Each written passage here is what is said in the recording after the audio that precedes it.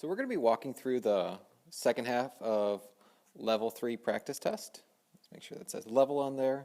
I'm trying to update all of these, so just make sure that I get that in there. Okay, so this is for 3-3 to 3-5. So starting off, use completing the square to put this parabola into vertex form. So the first thing we're going to do is we're going to add the 12 to the other side. So that we're going to change f of x to y plus 12, and then we factor out a 2. That'd be x squared plus, well, if I take out a 2 from 4x, that would be 2x. I'll leave a little space. Half of b and square it, so half of 2 plus 1. So that's my perfect square trinomial. Whatever I do to one side, I added 2, so I'm going to add 2 to the other. So that leaves me with y plus 12 equals 2, parentheses, x plus 1 squared, because that's half of b. So that's that. Last step is y equals 2 parentheses x plus 1 squared minus 12. And then let's just see, does it ask for the vertex? No, but if we wanted to, our vertex is at -1, comma, -12. All right, same thing for the second one. We're going to subtract 4. So y minus 4 equals, we're going to factor out a -3/4, because in order to complete the square, we can't have a number in front of x squared. X squared. If we do 9 divided by -3/4, you get -12. So that's minus 12x, and we'll leave a little space. So half of 12 is 6, squared is 36. Now, in order to figure out what we add to the other side, we're going to multiply this 36 by -3/4. So 36 divided by 4 is -9. Is 9 divided by times 3 will give me 27. So that would be y, we're going to subtract 27. Y minus 31 equals -3/4 x minus 6 squared.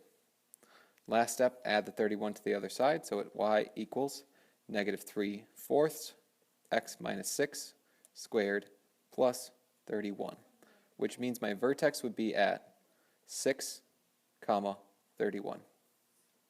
And then we also know that this opens down, and that 3/4 would make it a compressed or wider parabola. All right, next one. 2. Describe all the transformations of y equals x squares that occurs here.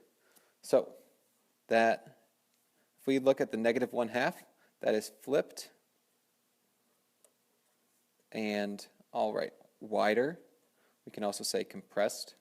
So that's just what the 1/2 does, the -1/2. The +6 on the inside of the squared means we go left 6, and that -3 tells us to go down 3. So if we graph this, we go left 6, 1, 2, 3, 4, 5, 6, and we go down 3, 1, 2, 3. We open down, and it's a little bit wider. So our graph should be something like this. We should also be able to draw in our axis of symmetry. And that's kind of what I expect you guys to be able to do for a problem like this. All right, ignore the numbers. Number 3. The price in dollars and the quantity x sold of a certain product obey the demand equation x equals -5p plus 100. And just so we know, our revenue equals x times p. So express the revenue as a function of p.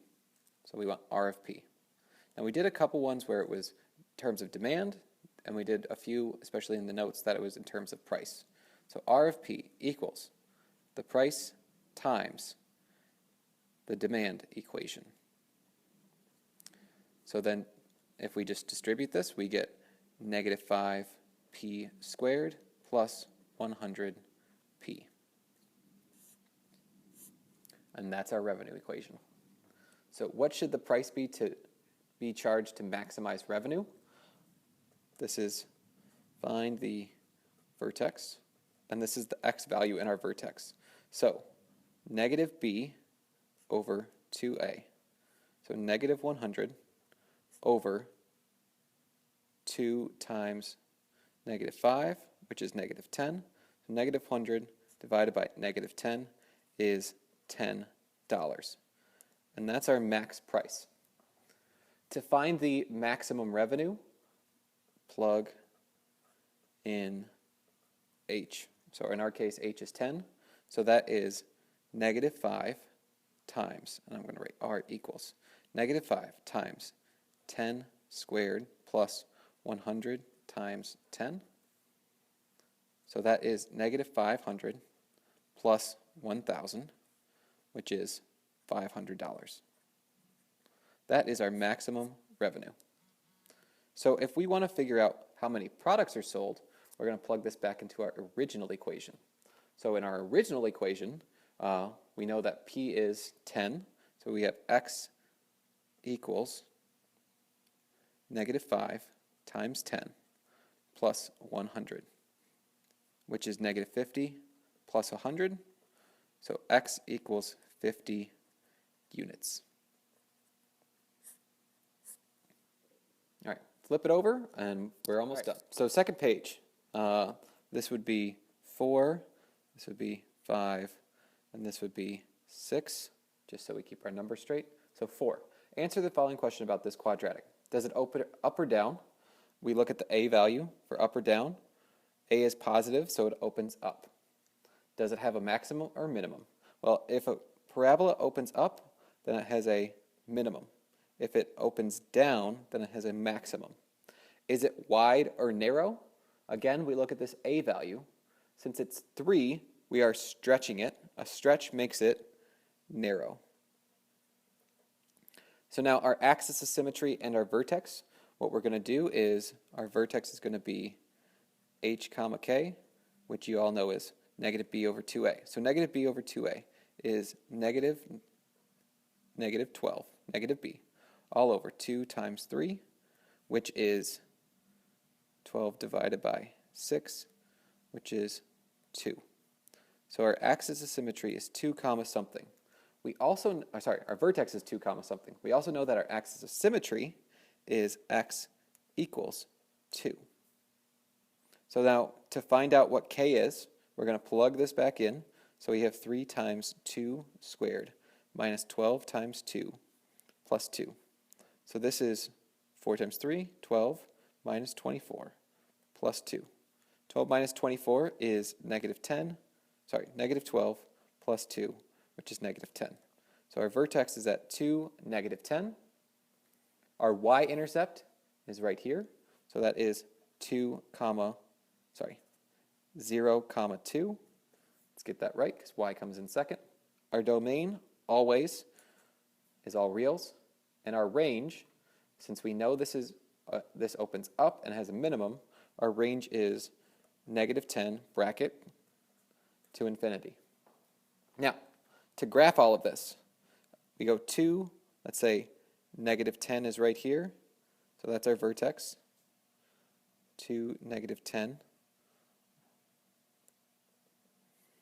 And then we had our y-intercept at 2. I'm going to draw in my axis of symmetry, which is about there. I know this is 2 away, so if I went 2 away and up 2, that's where I get my second point.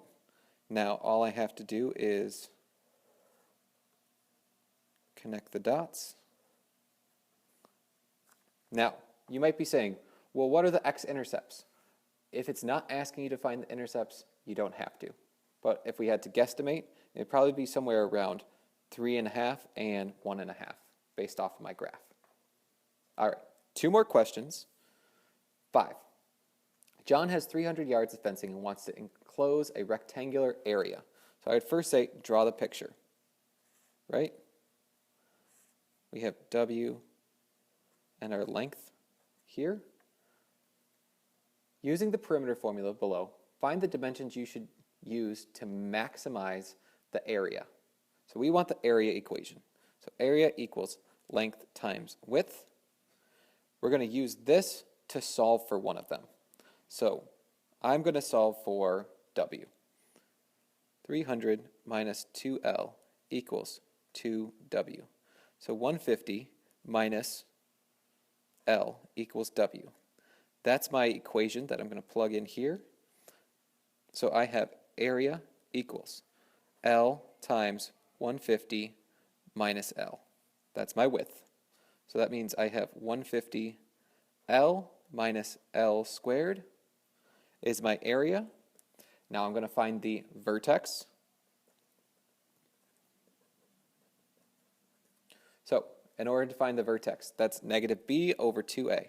So negative 150 over 2 times negative 1.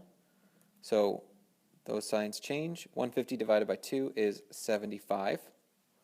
So now if I have this as 75, I plug that back in, and I have area equals 150 times 75 minus 75 squared. And if I type that into my calculator, I get, let's see if I can do this quickly.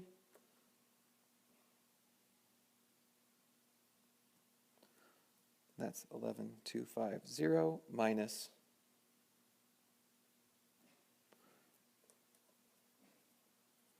this, so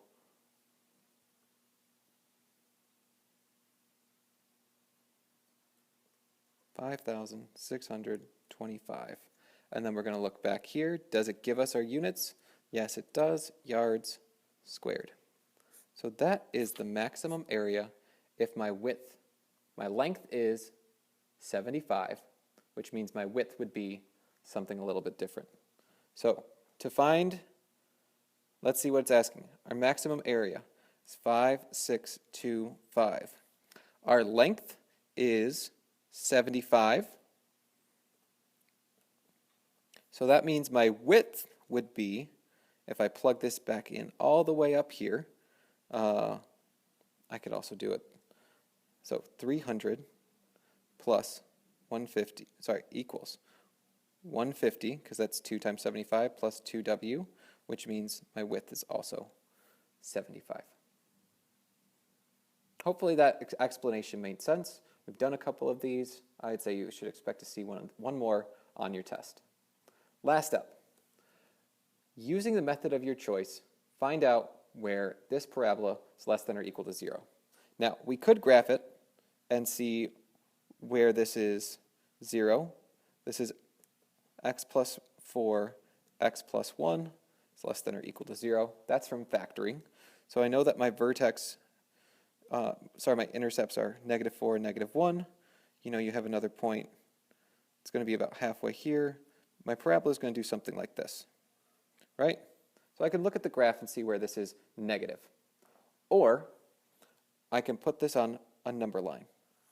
So let's put that on our number line.